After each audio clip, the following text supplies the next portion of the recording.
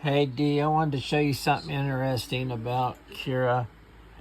If you ever get bad prints and you don't know what's wrong, a lot of times it's retraction distance and the speed. This is very important, and most problems come from this. So what they do is up here under extensions, auto towers, come down to retraction tower, and it's most likely a 1 through 6, but it could be need to set here, so that's why it gives you all these options. But I would just run this one. Well, when you click it, see, it builds a tower. And this is 1 retraction, 2 retraction, 3, 4, 5, 6. Well, what happens is, bad retraction, it'll put strings across here. It'll leave stringing. You want it to where there's no strings, and it just looks good. That's how you get your retraction number, is running something like this. Always look underneath, Dietrich. Look. If I was still using Cura, I would be getting on the Cura site and asking why it's doing this. This isn't setting level. Because watch, I'll show you. I'm going to click on it. I'm going to click move. Now watch. I'm going to pull it up in the air and drop it. And now look. That's what it's supposed to look like. Every part I've pulled out of up here to check, it hasn't been flat on the bed. But anyway, that's how you run a retraction test. That site I give you, I forget the name of it. It has retraction tests, but it's really cool since Cura added this. And then see, here's a temperature tower for PLA right here. It just runs a tower that you examine it and just see which temperature looks best. See, 225, 205, 210. You get an idea of what you should have your temp at. But one warning, some towers sometimes will clog your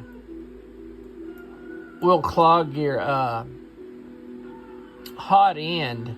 Like, I'll usually run it to like about 205, 200, maybe 195, and then I'll shut the test off, because I know printing down at 180 probably isn't a good speed. Wow, this video is 3 minutes long.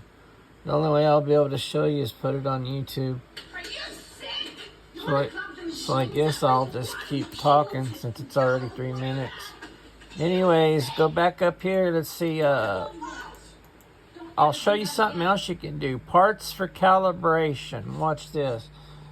Let me see.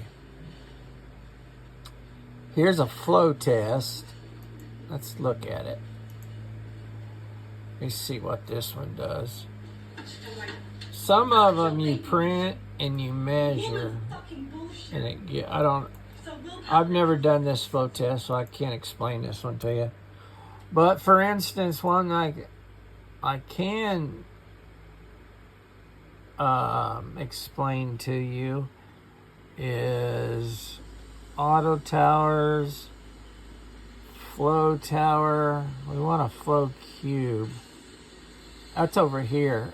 Parts for calibration. Let's look for a flow cube. Add a cube right here. Calibration cube. There it is. Okay, if you look right here, it measures 20 by 20 by 20. Well, you print that, then you take your calipers and you measure it.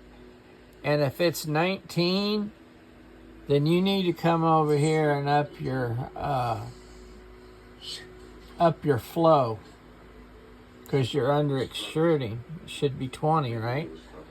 So, but if it's 22, then you might want to come change your flow to 98. So, I just thought I'd throw that in there.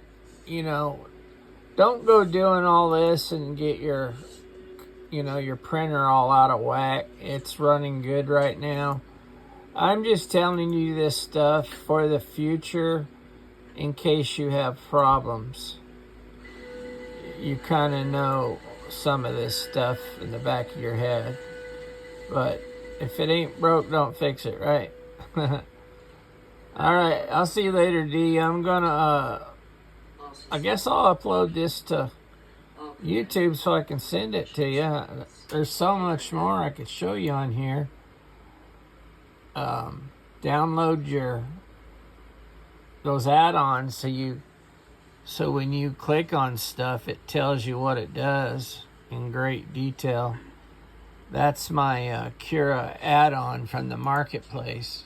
See, these are all the ones I have.